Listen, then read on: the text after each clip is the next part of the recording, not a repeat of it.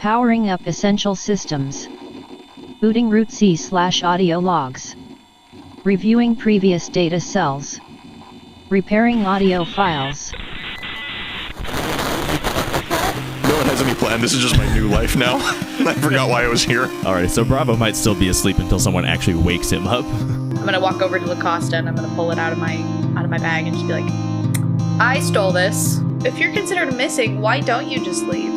Carter was present for my entire speech. Bravo, the question that we should be asking is, what is the Resistance doing now?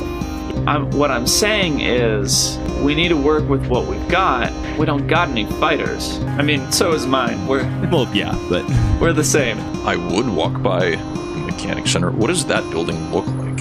you see two very heavily built guards. He goes, "Oh, Rex! Nice to see you. Come on in." That's an internal monologue of Rex's right now. Has anyone told you the story of how this place came to be? Everyone looks for shelter. It's one of the basic human needs. What's Rex's internal thought process right now? I think this is the first time since he's broken in that he feels worried. Rex doesn't want to be an experiment. I don't think so, but he's still gonna have to say yes, of course.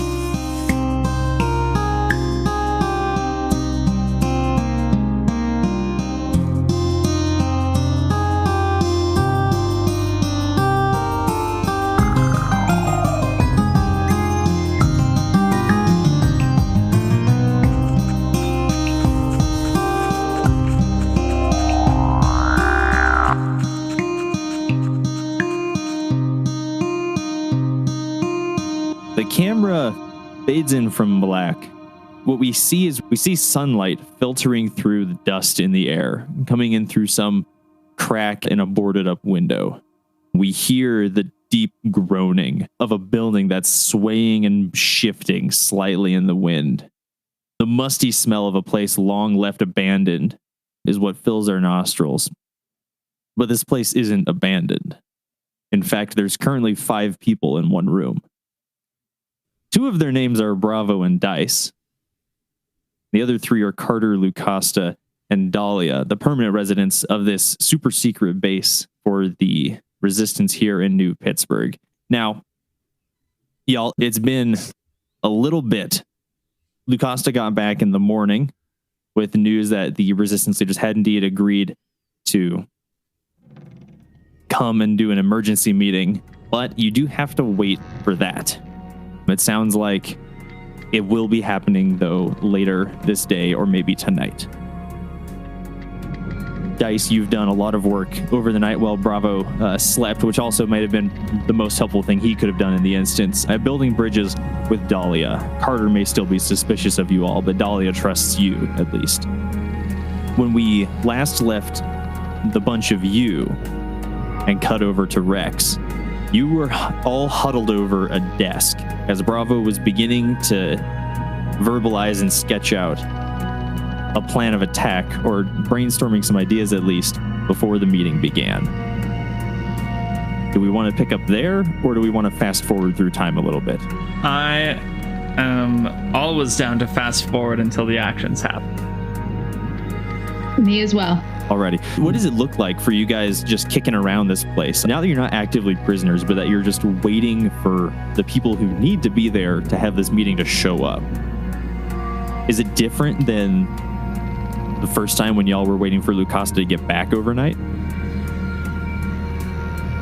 Honestly, not really. I think Dice is just sitting around waiting for it to happen. Maybe poking around at. They had a bunch of stuff on the first floor, kind of poking through whatever's down there. Mm-hmm. If allowed. Yeah, I think at this point you're allowed to leave this room. Dahlia does go with you because, it's still her responsibility to make sure things are good. But again, you have a much better relationship with her now. It's cooperative instead of supervisory. Bravo gets into a more helpful mode. So I'm looking around, because I'm a mechanic at heart, I'm looking for things that I can fix. I think there's a door that's stuck, and I'm seeing if I can get it working. And at one point, it comes unstuck all of a sudden, and it swings over and hits me in the head. I'm like, man. I feel like I just forgot a bunch of stuff, as if my world has been paused for 3 months. Oh, man. Yeah, you rattled the hard drives in your brain. You need to stay still for them to read properly. Yeah. Oh, man. I might have trouble remembering some specific details. Bravo, are you okay? Yeah, hey, when's this meeting started? I feel like we've been waiting 3 months for it. Carter kind of pipes up in the corner like, yeah, it feels like it for sure. As time goes on, the sun dips below the horizon and people start to trickle in. They come one at a time with many, many minutes between each of them. Over the course of about 90 minutes or so, 5 people come and gather in that main room where you all are currently staying. Dice, Dahlia is kind of giving you a little bit of a rundown of these people as they come in. She goes, that man right there, that's Adam Altman. Okay. He's one of the clerks for the city. As some time goes by, she then points out a rather like short lady. She goes, her name is Kian, Kian, if you're spelling it.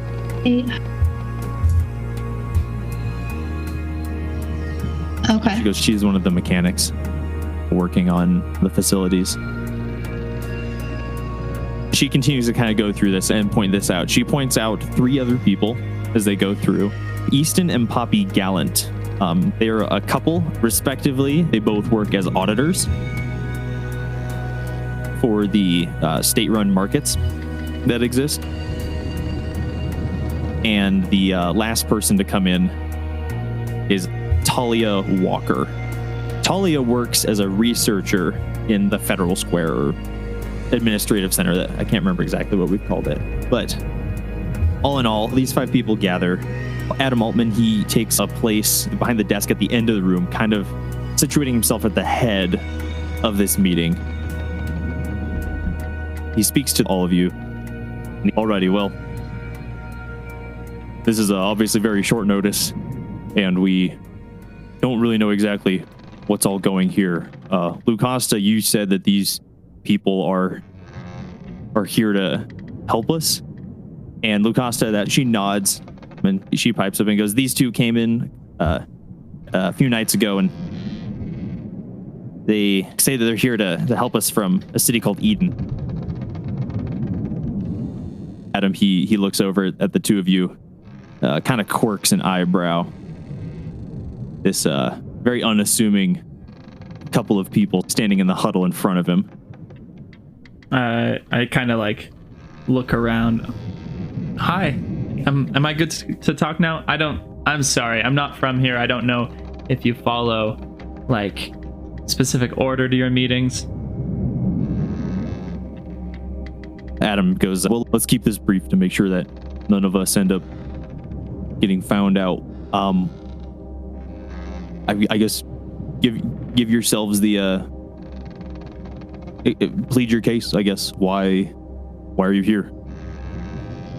So, we are from out of town, and we are here to try to help this city become a little bit more free.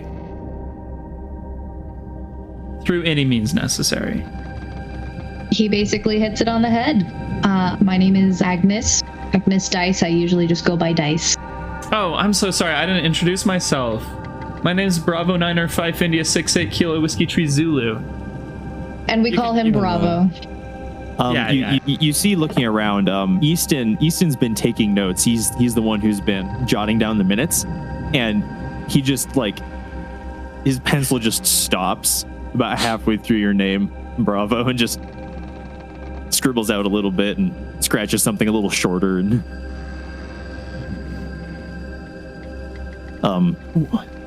Adam, he says, you're a peculiar timing that you all have come here. You say you're from out of town. Mm-hmm. Yes. Now, I don't know if this is a bad idea, if this will be feeding into too much of your suspicion about out-of-towners, is your main worry the idea that we're not actually from out of town and that we're undercover from the government? Or is your main worry that out of town means that we're scary? Oh, no, we're more worried that out of town means that you're undercover from the government and actually just a plant here to try and suss us out and make our lives miserable and, torture us forever and ever after we get caught by the police because of you. I'm not going to let that happen, by the way. Do we have any form of ID or anything from, Eden? I mean, I have a piece of technology that they definitely don't have here. I kind of make an uneasy grimace towards Dice. Do you think I should show them? I mean, why not? What's the worst that's gonna happen? I mean, they could try to dissect me. That's the worst that could happen. Okay. Do they look like they have the stuff to dissect you? No, they don't even have a working printer. Guys, I have in my car a device that can scan people's brains. So if you want to scan our brains, you could do that. But we have to get out to the car. That's a tricky situation, Bravo. That's a little harder. Okay. All right, guys. Do you promise not to freak out if I show you something from the outside world that will be a little disturbing to you? Talia is kind of sitting here as you two kind of bicker a bit amongst yourselves. And she's just kind of sitting there with her finger stroking her cheek.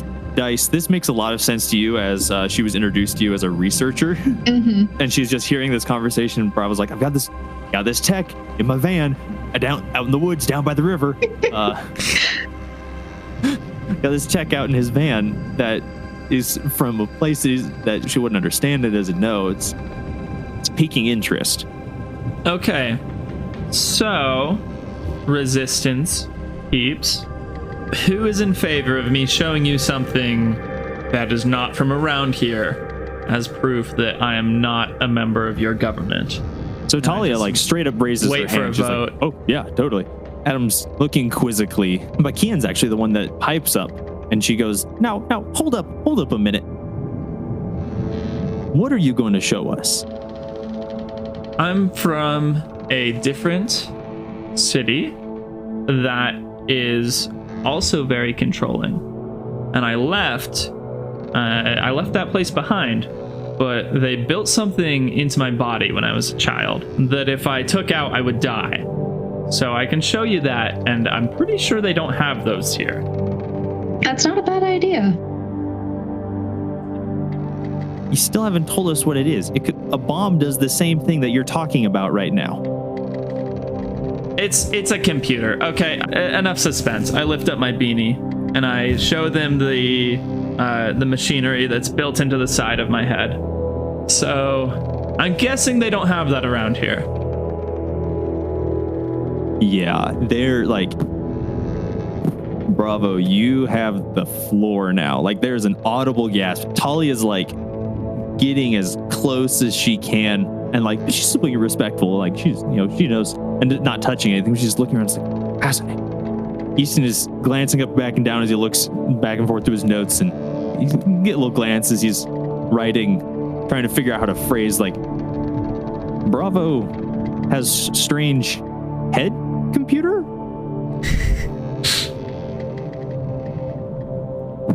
I'm starting to get uncomfortable with all the attention, and I pull the beanie back down. So that is Bravo's thing.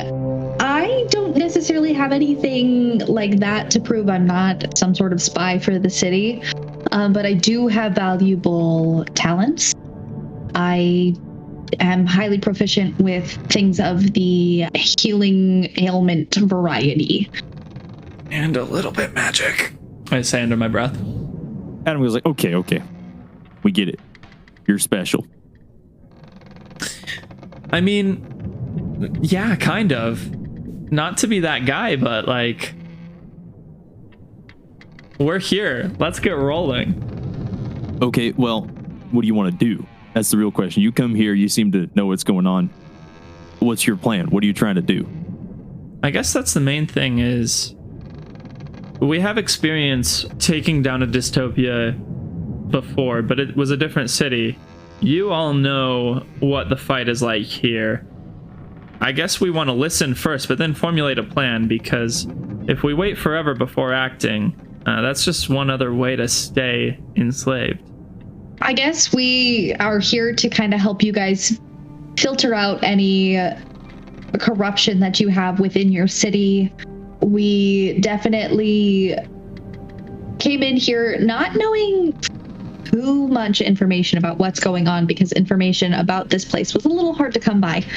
But we definitely want to know what the resistance is about. What are you guys trying to achieve? Because we want to help you with that.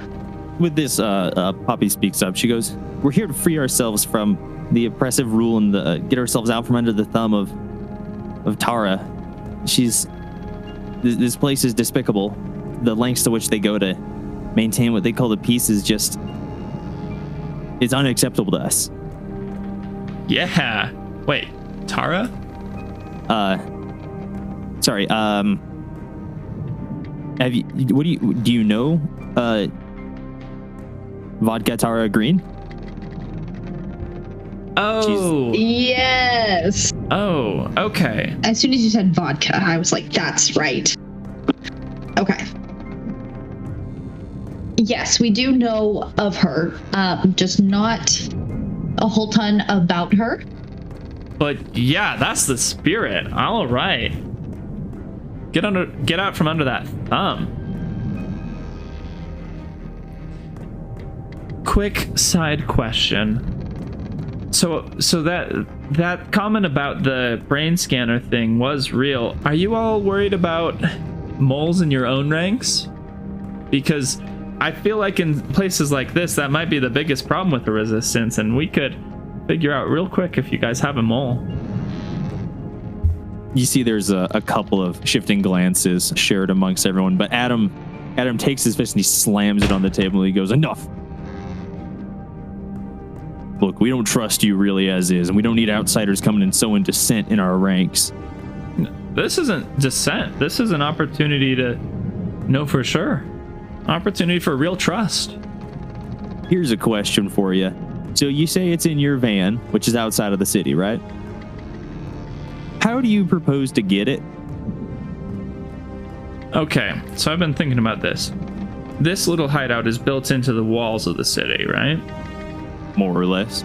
I mean, this is probably the easiest way to get outside the walls. Is there some sort of secret exit from this hideout? Dahlia speaks up and she goes, "Yeah, absolutely. It'd be a bad place if there was just one entrance and exit." So, a party, including myself, go outside the walls under cover of darkness, make a wide loop around the city, get the van, make a wide loop back. That's actually not a bad plan, Bravo. I hadn't even thought about that. I mean, my main contribution to this team is being able to make stuff, and the van is my entire workshop. Plus, that helmet thing seems really useful, and I haven't even had a real cause to use it yet. You are correct. It is very intriguing. I will not lie. Bravo. I need you to roll to seduce or manipulate. Good.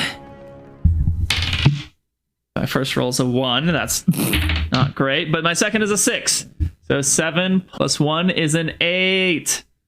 I swear you were I thought I was like, oh man, I can't wait to hear the -1 for hot. I thought you were gonna have that. No, I got +1 hot at some point. I think I started at 0. So 8 is 8 complete success? 8 is partial. Oh, bummer. Partial, so close. So Adam, so close. He thinks about it for a second, and he looks at you and he says, "If you'll excuse me one moment." And he gestures for the other people who came in with him to come in. They go into like a small huddle to speak quietly amongst themselves. Is it all of them, including Lucasta, Dahlia, and Carter? It definitely includes Carter. Dahlia and Lucasta kind of hang back. This is a discussion amongst the leadership of the resistance, but Carter feels fine inserting himself in that conversation. Okay. I lean over to Dice and I say, Did you see how Adam reacted when we suggested a way to scan people's minds for moles? I did. That was a little... He jumped on that pretty quickly. I mean, it makes sense for them to be suspicious. They were raised in a society built on suspicion of foreigners. So, it's not... Doesn't mean for sure he's bad, but definitely makes me want to get the brain scanner more. Totally understandable, but we also did come in here saying, let's scan everybody's brains to see if anybody is not telling the truth. And I know that personally, if I was in that situation, I probably would have been pretty similarly skeptical. We're not the most trustworthy looking people.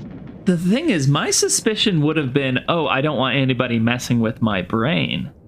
It's interesting that his problem is, oh, you're here sowing dissent. We'll see. It was a little interesting. I will not lie.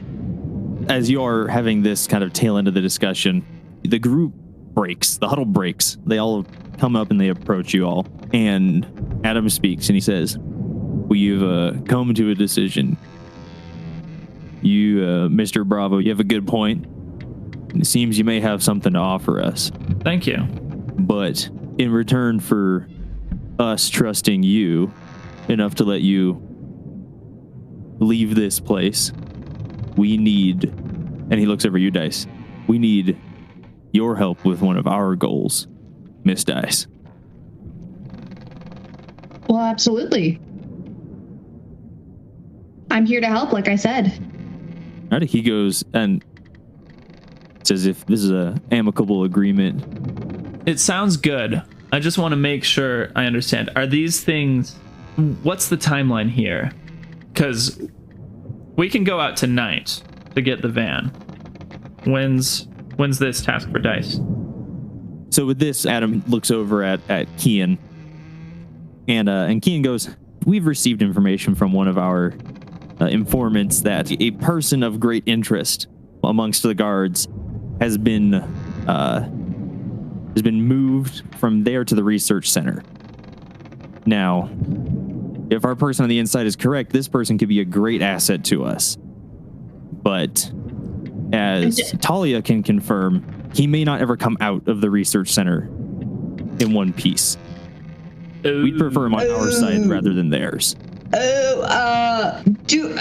Bravo, do you think? Is he very, very huge? Do we happen to know this individual's name? Does he have the ability to run through walls? Does he look really terrifying when you look at him? Hey, I'm not that scary looking. It's as if he's with us now. It's like I can Does it hear sound him. like he's in this very room? I can still And everyone hear his turns to little see. voice. Did he just very recently show up in this city? Does he have a voice that sounds as if he's constantly chewing on a toothpick? Adam just goes, okay, we get it. Cut to the chase. I presume This is the you know this strangest guy. game of 20 questions. So we think that that's the third party member of ours. We did send a member of our group to try to infiltrate the guards so that we could get sort of double agent information from the inside. So now I'm a little more concerned about this. What do you mean he might not come out of this research facility in one piece? And with that, we fade over to Rex. Ah! Oh, man! You have the great honor and pleasure of becoming one of Papa Tuscan's many helpers in his never-ending fight against the outside world. Now, when you agreed to this particular assignment, it was with some trepidation, was it not? Yes, I believe that if I remember where we had left off correctly, Rex is kind of feeling a little worried for one of the very few moments in his life. I believe that is also correct. Rex, with you agreeing to this, Papa Tuscan, he cracks a great smile. He goes, thank you so much for agreeing to help with this. This is invaluable. I see no reason to waste any more time. Shall we just head on over there? Yeah, sure. Let's see what this is all about. Papa Tuscan, he walks around his desk that he's been pacing behind during this conversation he's been having with you. And he opens the door and beckons you to go out in front of him. As the two of you make your way out of the room, the two guards that stand outside of Papa Tuscan's office fall into step behind the two of you. To paint a picture of recollection. They are specifically designed to be terrifying. Their armor is pitch black, except for the skull kind of insignia on their face shields and the white accents that run along their uniform. What are the thoughts going through Rex's head as you all move out of this building and cross the courtyard towards the research center?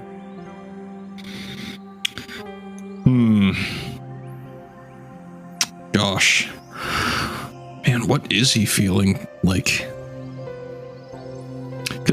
Like, especially with the guards, like, are they like as big as him? Oh, for sure. These are some beefy boys. Now, you are the only gun lugger. These guys don't pale in comparison to that form, but like, there's some big boys. Got it. I want to read a person. Alrighty. I want to read Papa Tuscan. That is a 6 + 1. That's a 7. Alrighty. So with a 7, you get to ask one question from the list. And just to like refresh the questions, it's, is your character telling the truth?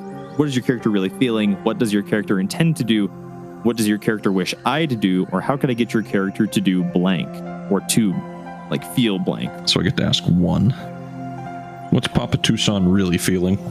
You look Papa Tuscan up and down as you are walking side by side. Maybe you're a half step behind him, I don't know. As you head towards the research center, you see a certain bounce in his step. He's masking it pretty well, but he's experiencing like just some true like schoolboy giddiness. He gets to experiment on something and figure out why it ticks. And he is excited for that. That's a bit unsettling. I'd classify Rex as slightly unsettled. Alrighty. What does the building look like? Well, as we're approaching it, what does it look like? Yeah, this building, as you approach it, it's several stories tall. This area of the city is very well maintained.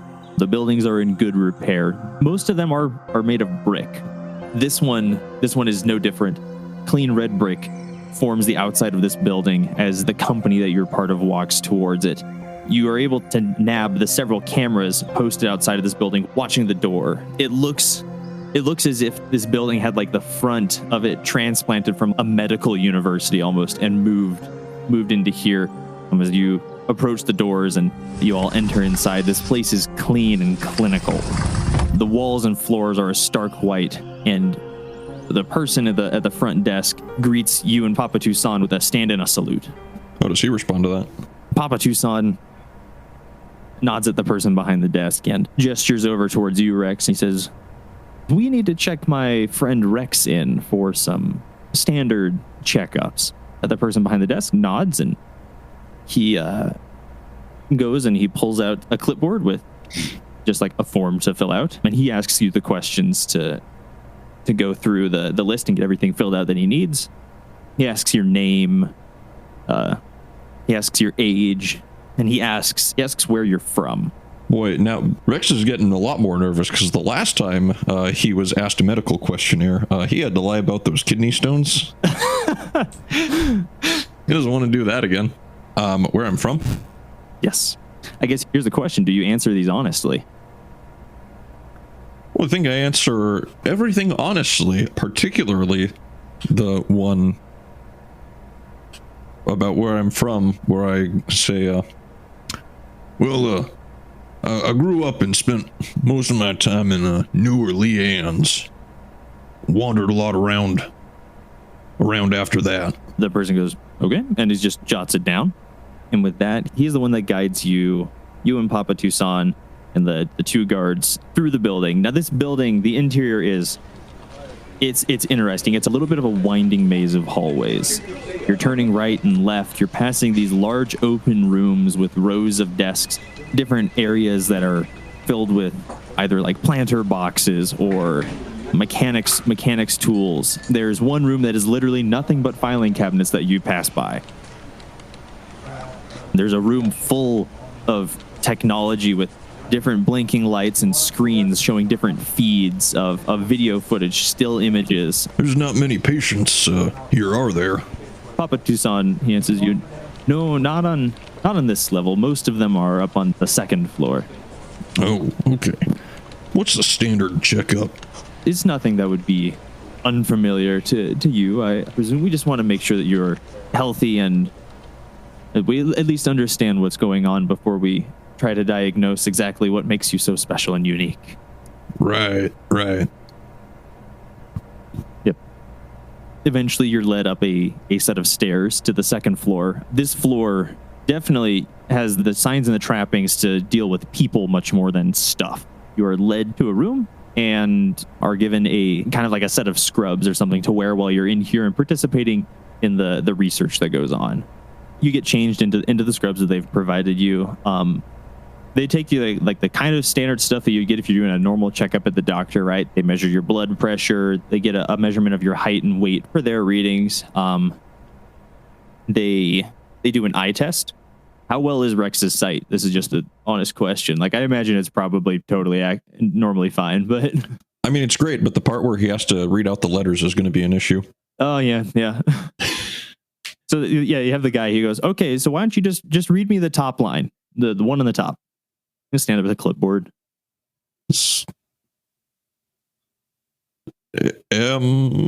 goes, okay, interesting. How about the next line? That one there, that's an X and a 2. All right, the man is looking a little bit concerned, and Papa Tuscan goes, he can see fine. Let's move on.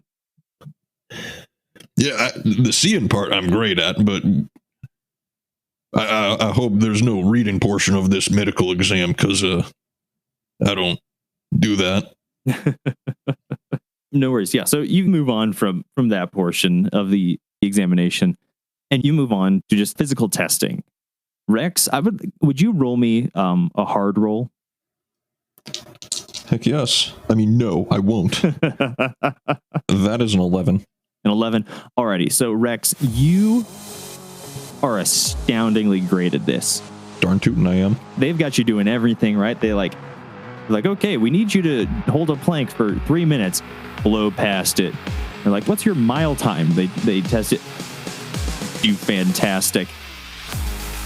All in all, you just rock it with the physical tests. You're showing up, just fantastic, great scores, awesome marks. Now this testing, like this part of the testing especially, this takes a while. You're doing like 2.5 hours of this kind of rigorous physical testing exercise. I like these tests. These are easy. Is this all there is to it? The person who's leading your testing goes, well, this is just the first part. You pass through this with flying colors. Imagine you'll do really great with the rest. We'll give you like 5 minutes. Here's a water bottle. We'll begin the mental testing. Oh no. So, you get a couple of minutes to sit down, rest. Is anyone watching me during the resting? Like where am I seated in that meanwhile? There are some chairs in the room that you've been doing this testing in. The people that are in this room with you you've got the person running the test. Papa Tuscan has had a great interest and has actually stayed with you this entire time, as have his 2 personal guards. It's like this room's a little cramped. Oh, okay. Well, that's no fun. I was wondering if I'd be, like when you're at the doctor's office and they leave you alone for a couple minutes. Oh, well. Not quite yet. Dang. Okay. Well, I guess I drink water. Stay hydrated, by the way. Yes, a good PSA from our good friend Rex Kilgore. Stay hydrated. Drink water or I'll hurt you. Awesome. So after you get a little bit of a breather, you move on to mental and cognitive testing. Would you roll a sharp roll for me? Oh, oops. 5. 5. Rex, it's a struggle. Not gonna lie. Some parts of it you get pretty okay when it's like the written questions that are read to you about what would you do in this situation? Strategically, what's most advantageous here? But it's hard, man. No, it's sharp. Touche. However, in this case, Rex is not too sharp. Overall, just it's a struggle to get through this section. It takes you far longer than even the physical testing did. It's been quite a long time since I've had to do this kind of exam. I can tell you I passed it back in my guard training in New Orleans. So what if we just use those scores and call it good? What were those scores? Exceeds expectations. The person nods and goes, I can see that. Okay, yeah. So after the cognitive testing, they lead you back downstairs into the mess hall, and you are given free lunch for your participation in the studies. Da-na-na, da-na-na-na. Free food, free food.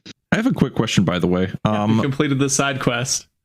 When last we left off, I had my harm clock filled out to 6. Mm-hmm. Is it still 6? Was your harm clock really all the way at 6? Yeah. Because he smashed through the wall, and then I healed a segment, and then he smashed through another wall. Heal one segment. It's been some time since you smashed through that wall in the police station. Sounds good. I had totally forgotten about that. But yeah, so you can heal one segment because it's been a couple of days since you did that. Golly gee, what's for lunch?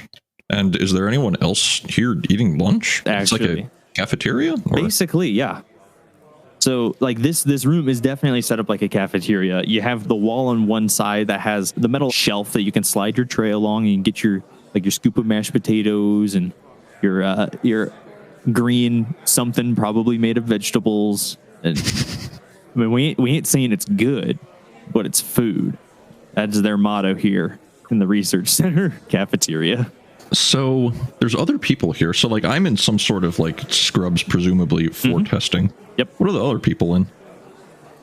And like how many are there? Yeah. So you're having lunch with about, I'd say like 24 other people. It seems like this is a pretty common time to, or at least near it, to have your lunch. The people here are in all kinds of dress. You've got some people wearing like mechanics coveralls.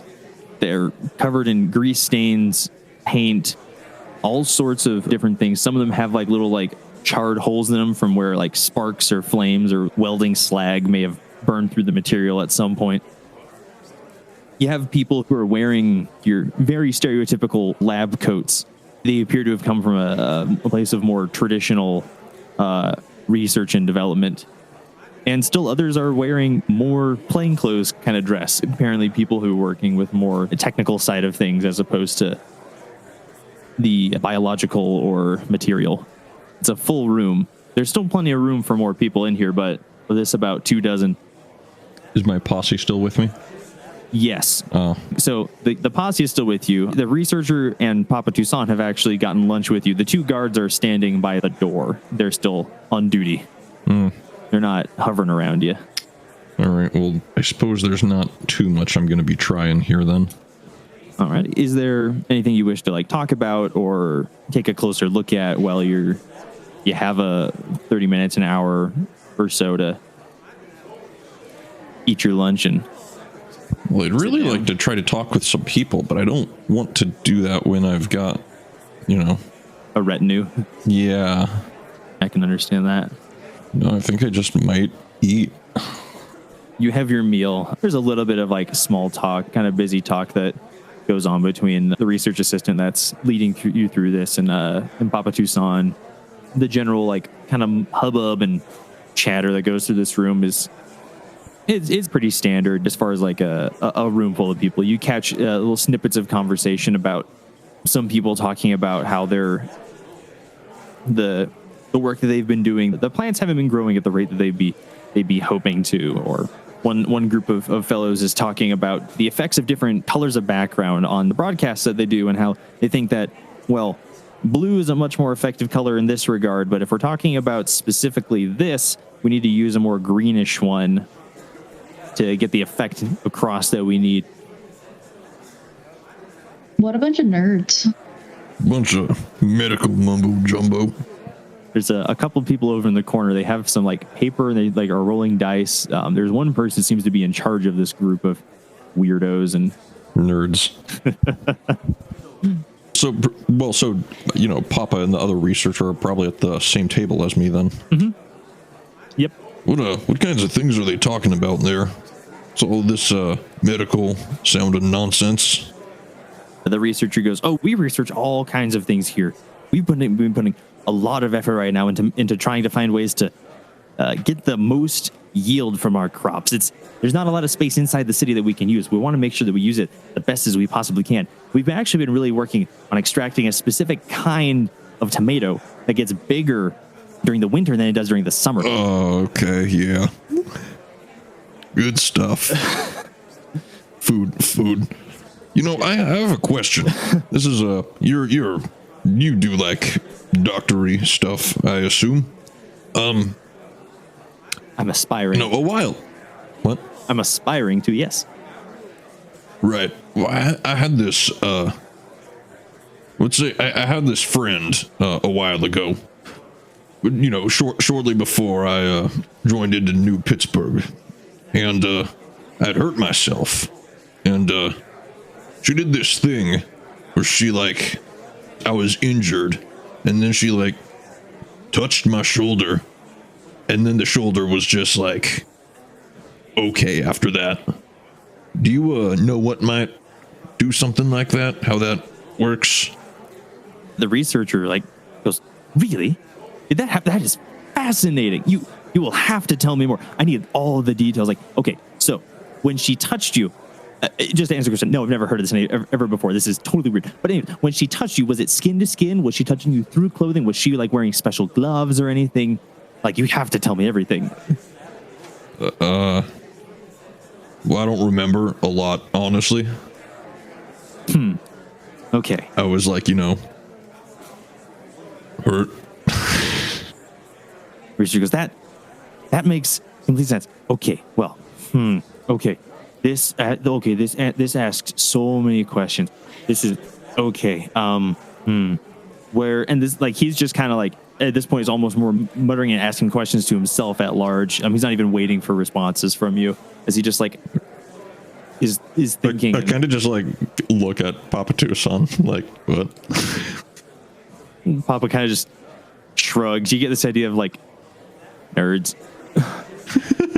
He leans into you and he goes, "I like these people, but sometimes they think a little too much." Yeah. But yeah, Papa Tuscan, he kind of slaps you on the back and he goes, "Anyways, you ready to continue with this evaluation? I think we're getting closer to figuring out why you are so special." Yeah, let's continue on with that. I sure hope the rest of the tests are more like the physical one. And he goes, "It'll be unique." And he and the researcher begin to lead you from the room. You head back upstairs because the mess hall's on the bottom floor. You head back upstairs and they take you to a room. Now, this room has one solitary chair in the center. The walls appear to be plated in some kind of metal that's been scrubbed immaculately clean. There are 4 cameras, one in each of the top corners of the room. But besides that, this room is bare. Okay.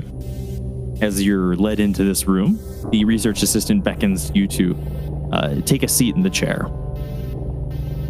I sit in the chair. All right, Papa Tuscan, he goes, "Rex, you are. Well, first of all, let's review where we are today.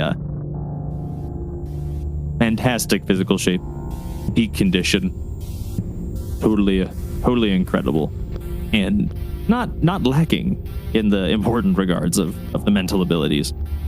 But in there, we haven't found anything that would explain your ability to fortify yourself against our walls." Oh, I think the physical test explained that. Did you see that bench? Because it was truly impressive.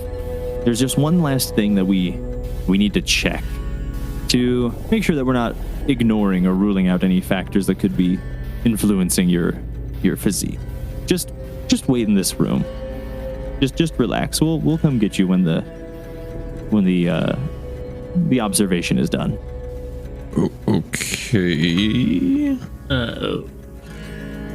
And Rex, the research assistant, and Papa Tuscan leave the room. They shut the door behind them. And you hear the bolt slide. Okay. Yep.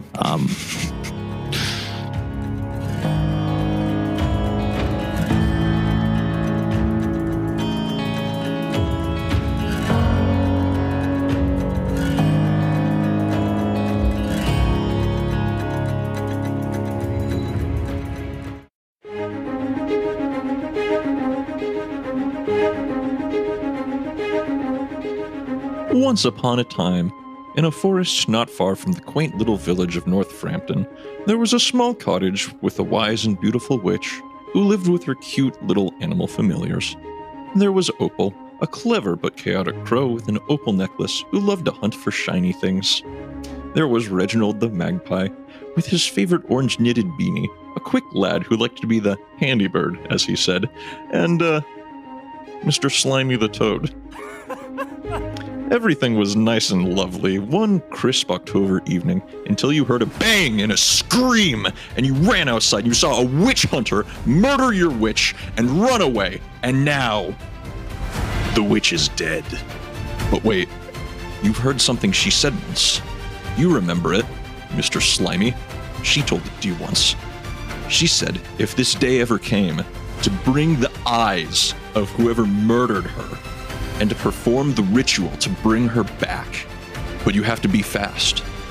If you wait too long, her magic will be gone from this land. And so might you be. The Witch is Dead, a 4-part miniseries coming to systems soon.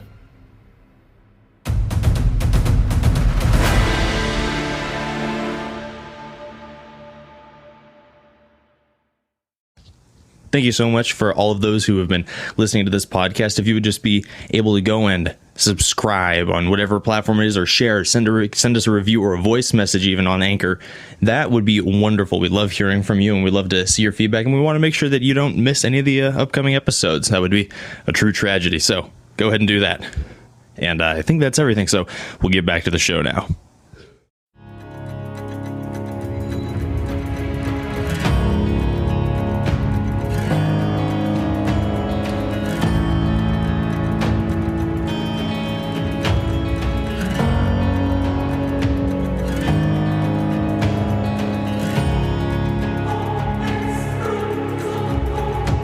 How good is Rex at keeping track of time internally? How good would you say he is at guessing how long has passed? Poor. Very poor. Let's go with poor. Rex, you sit in this room, and the time just drags on.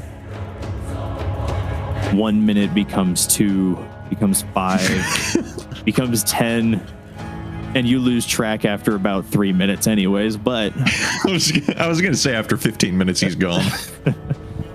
You look around this room. The walls reflect the blurry image of you. And as time goes on, you start to feel this kind of high-pitched, buzzing ringing. And it slowly but surely intensifies to the point where it starts to be the only thing filling your head. Is it painful? Not necessarily. It's filling up all the space in there. It's getting difficult to string thoughts together in a sense. I say, how does Rex respond to this? How long? Oh gosh, I know this is a question. Because I've lost track of time. Does it feel like it's been more than an hour? It feels like it's been a little less. You can't quite tell. So, I guess I'm gonna have to wait for the point when something starts feeling like the buzzing. Yes, it's annoying and it's obtrusive, but I need to know once it starts getting painful, I think. Rex, will you make a weird roll for me? Sure. That is a 7. A 7. Okay. The noise in the room, or in your head, continues to grow. It gets louder and louder and fuzzier. In, I'd say another like 15 minutes or so, it's getting so congested up in your brain that the images in the wall start to waver. They blur out. Your vision goes in and out of focus. And at one point, the pressure in your head starts to get to a point where you're actually starting to feel pain. And you hear a voice start to cut through the static. And the voice, it goes, "I'm her." What? Can you repeat that? As the pressure continues to build and intensify, the room fades into this inky void. The floor is the only thing that's left. You sitting in the chair. Most of the world has dissolved. I can't tell. Sorry, let me ask. Is this like a vision or is it like more of a hallucination? Am I present in this? Make a sharp roll. By the way, with these 3 sharps that I've rolled and this one weird, I've just gained 4 experience. Oh, fudge, I forgot about that. Anyways, whatever. You're the one telling me to make all these rolls. That is accurate. That is accurate. That's a 12 on 12. Sharp. Okay.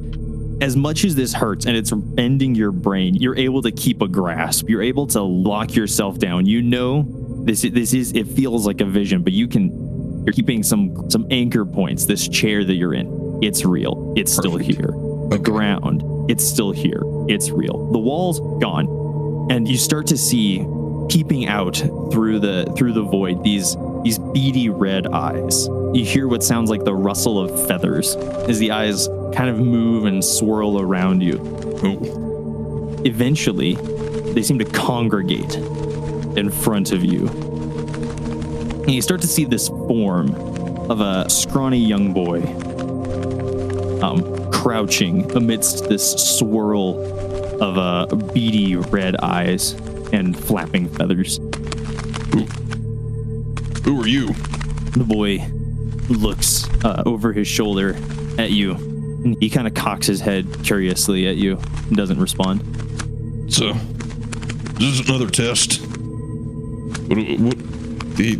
Rex looks around. He's like, "What am I supposed to do? I don't get it." The boy looks at you and says, "Corbin is curious." About what? You. You're the one that said... Sorry, you said something earlier? Like what was that? Find her? Was that you? Yes. Corbin did say that. Your sister. You know her?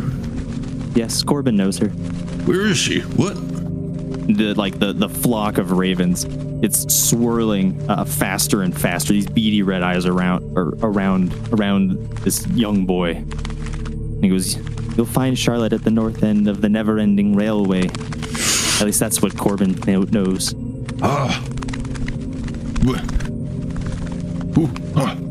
What railway? The one covered in perpetual frost. It never ends. It never stops. I don't know which one that is. The frozen railroad? This vision is getting staticky. It's buzzing out. Your eyes are going blurry. Keep it together. Come on. The boy goes, "You must find her." I'll get to that, but I need to know more. The boy stands up from his crouch, and the eyes that have been swirling around him perch themselves on his shoulders. And he looks at you and he says, "When you get out of here, Corbin will find you. Corbin will give you more information." I get it. That makes sense now.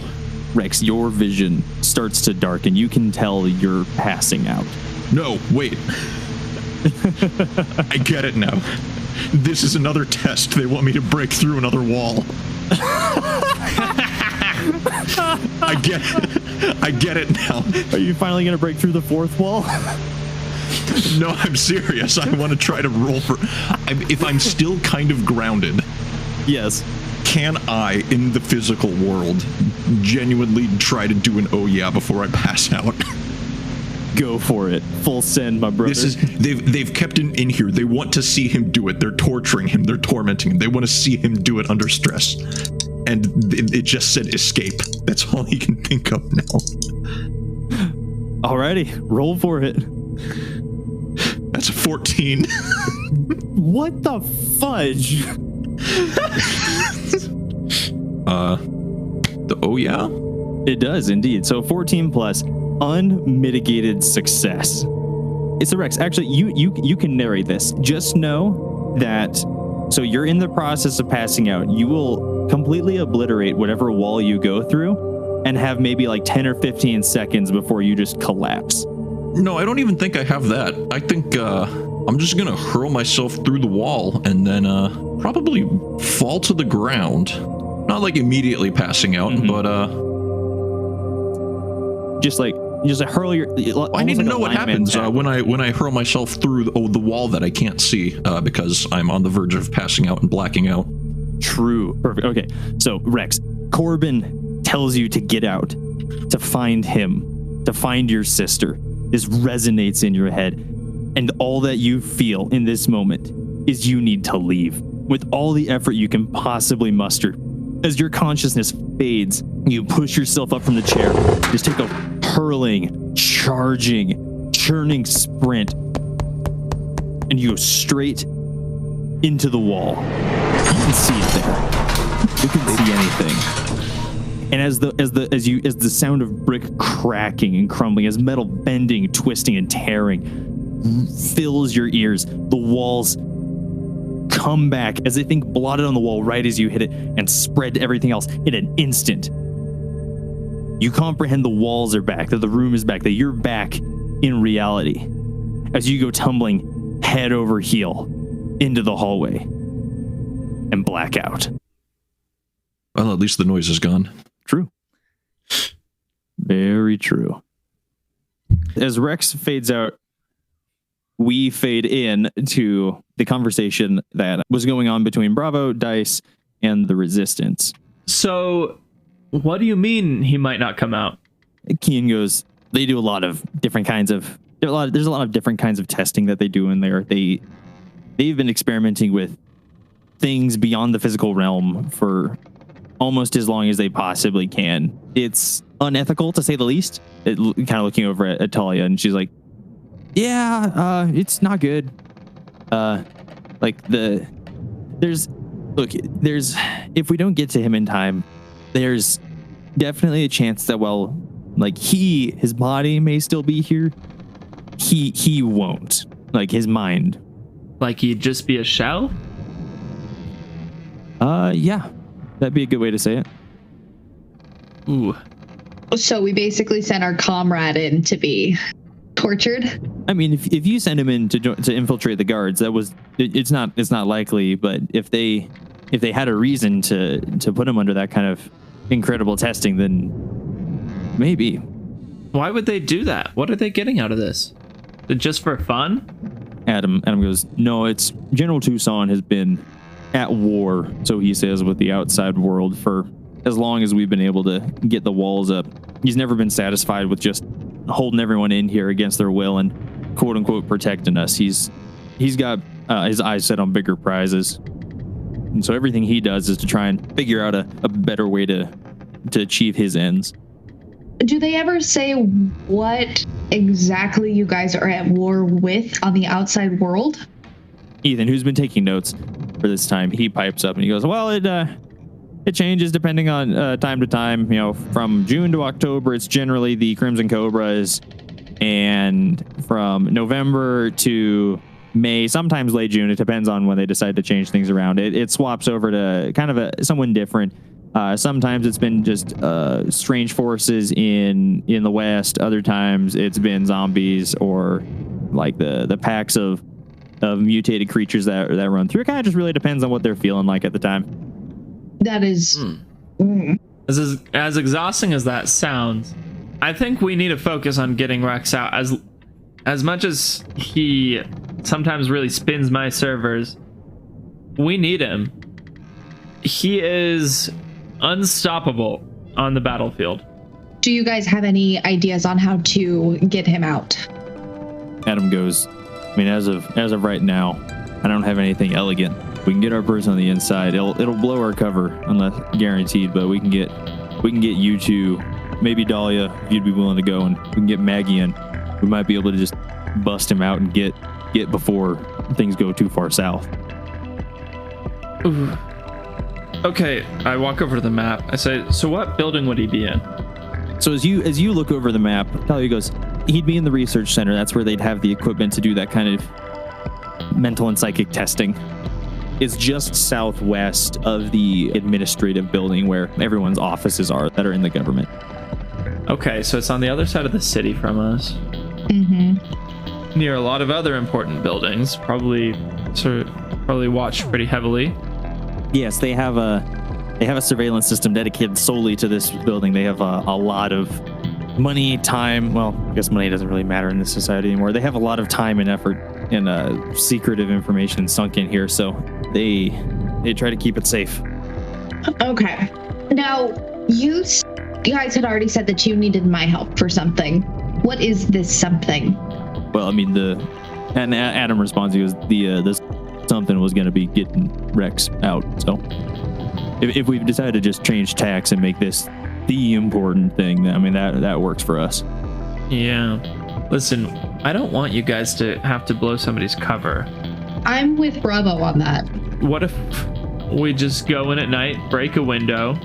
What's the security like?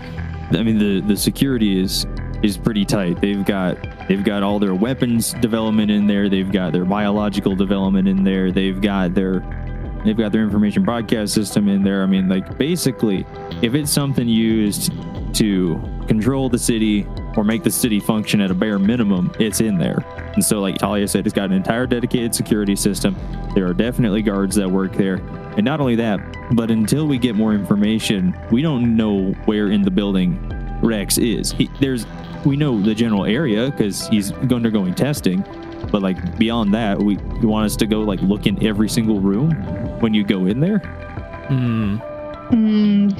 No, that's not. Talia, do you work there currently, or did you used to, or not at all? Yes, I do work there currently. All of us are, with the exception of like Dahlia and Carter Lucas, all of us are currently functioning in our positions. That's how we're able to maintain our cover the way we have. So would you be able to look in the systems, find where he is without blowing your cover? I think I could. Yeah, I would have to do it tomorrow. Otherwise it would arouse suspicion. I do want to get Rex out. He is a formidable man. Do you mind if Bravo and I here just like confer about this really quick for a second? I guess sure. Yeah, we did that just a second ago. Yeah, thank you. Okay, I'm gonna pull him off to the side a little bit. Do you think we need to rush this? I think we need to. If there's a chance they're gonna turn him into a shell, the sooner the better. Yeah, and although they didn't say it, if there's some sort of possibility that they have a way of controlling him, turning him into their own weapon, I don't think we would be able to stop him. The two of us plus this whole group of people versus Rex? I would put my money on Rex. You have a really good point. Do you remember that time in Denufunk where we were escaping from a building, and so we crossed, there was like a plank of wood that we used to cross over onto the roof of a different building. What if we just did that in reverse? I mean, their security is probably focused on people coming in from the ground floor. So you're saying we break in from the top? I turn back over to the rest of the group. Are there any other buildings close enough to the research facility that we could maybe use some sort of makeshift bridge to cross over? Maybe a building that's less guarded? At that kind of idea, everyone kind of gathers around the map and like they're thinking for a minute, as the GM does as well. Yeah. Should I roll for it in some way? Actually, yeah, sure, go for it. That's read a sitch. That's read a charge situation. Yeah, sure. Okay. Let's go for it. And okay. Oh. 11. Already. Wait. I do have the advanced moves. So that was a 9 plus my 2, but I have the advanced moves. So I get it. If I get it above 12 by somebody helping me, then it'll be the advanced version, which I don't know exactly what that does. I mean, I'd say this is a pretty clear-cut opportunity, Dice. It's not like you're not participating in this. It's not like I'm not looking at the map as well. All right. That is a 9. A 9 already. That's a +1. That is a +1, yes. All right. So that gets you at exactly a 12. Good. Okay. Advanced moves. On a 12 plus, ask any 3 questions you want, not limited to the list. Okay, shoot. So, my first question is going to be, what's my best way in? Well, if your plan for the best way in is to bridge the gap between an adjacent building and go in through the roof, Mission Impossible style, what you'd want to do. So if you take a straight line going southwest, heading towards that warehouse where y'all hid Rex the first night that you were here, there's a residential zone highlighted in blue. Then there's a building, and then the research center. You could use the residential zone as a way to like start stair-stepping your way up to the building adjacent to the research center, and then you could get across it that way. Yeah. Okay. Good. Okay. For my second trick, my next question will be, how many guards will there be patrolling the inside of the building? Not just watching the entrances, but like going around checking the rooms, stuff like that. Yeah, so the best guess from like Talia and Kian, we're looking in the neighborhood of about a dozen, maybe edging on 20 on like something that's like recently gone wrong or something. Actively guarding the building and its surrounding grounds. Actively patrolling. Okay, that's not good. Okay, one more question. They've got a lot of their eggs in this one basket, so they're gonna protect it. Third question is, are there any vents in the building large enough to fit a person? Any sort of like ways to move around the building where we wouldn't be in the hallways, whether that's vents, dumbwaiters, trash chutes. So Kian takes the lead on answering this question for you. She goes, there's not really a lot of options in that regard. The furnace room does have some larger aftermarket ducts, but I don't know how extensive those are through the entire building. I imagine they've only been used to fix the parts that were broken we had to repair. There is the loading area. You could use like the service elevators probably to get around a little easier than using like the stairways. Yeah, I don't know. I don't know about the vents. Okay. Well, here's the plan that I'm suggesting. I say we take only people who don't have covers that they need to keep. We go under darkness, and we go from this building to this building to this building so we can come in on the roof where they'll be least expecting us and try to be very sneaky. I'm confident that we can figure out where he is, whether that's through a last-minute interrogation of a guard or technological means. See, I'm good with computers, you know? It's like I'm part computer. Haha. Okay. One may say it's all up in my business. Yeah. I know computers like the side of my head. A member of our team is in danger, but we are a team, and what that means is we need to put ourselves at risk to get him back. So tonight, it's Rex or ruin.